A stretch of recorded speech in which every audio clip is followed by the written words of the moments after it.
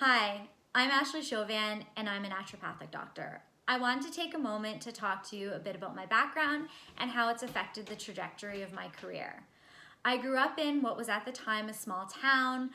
To see a conventional doctor, we had to go to the town over, and wellness definitely wasn't trendy. However, my parents valued two main pillars of health, which were physical activity and nutrition. My father was a competitive power lifter, and my brother and I would accompany my parents to the gym where we would see both of them in the weight room. Even now, my mom's turning 70 this year, and she boasts that she hits her 10,000 steps before noon, and she rides her bike almost everywhere when there's not snow on the ground. When it came to nutrition, neither of my parents had a passion for cooking, but they placed high value on having simple, nutritious meals. No foods were off label in our house, or if they were, I didn't know about it. Foods weren't labeled bad. However, my parents would talk to us about the benefits of the healthy foods on our plate.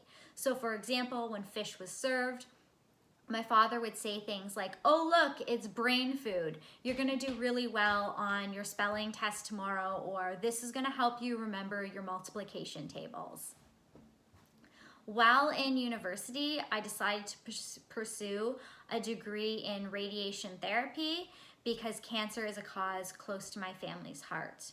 While I was a radiation therapy student, I had the opportunity to intern with a radiation oncologist. And why this was unique is because generally as students, we only see patients during planning or during treatment. However, I was going to get to see them post-treatment in their follow-ups up to from a year to a month afterwards.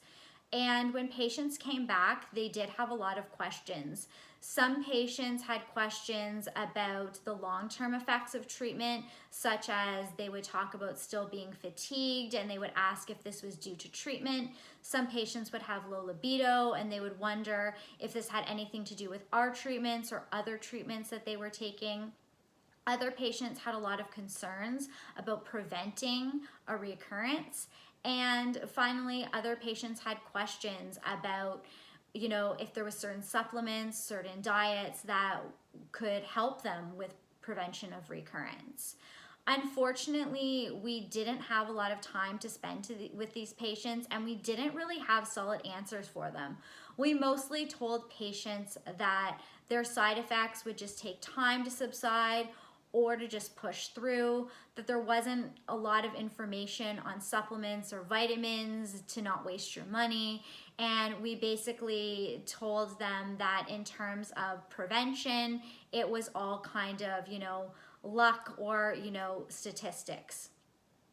I questioned the oncologist about this, and I'm so grateful that she was open-minded, and she also recognized the gaps in the conventional healthcare system. She explained that that wasn't part of their training, and that there wasn't a lot of time to go through that information with patients, but she did recognize their value. She did talk to me about how functional medicine could be an interest that I could pursue after radiation therapy, or directed me to some areas such as a naturopathic doctor that I could speak to about this. After radiation therapy, I decided to pursue a degree in naturopathic medicine at the Canadian College of Naturopathic Medicine. I was really grateful that I now am able to answer some of the questions that I didn't have answers to while I was a radiation therapy student. I'm also grateful that more research has come out with regards to supplements and vitamins during and after cancer treatment. I'm grateful that there's more information and research regarding nutrition out there, and I'm able to help patients in a different way.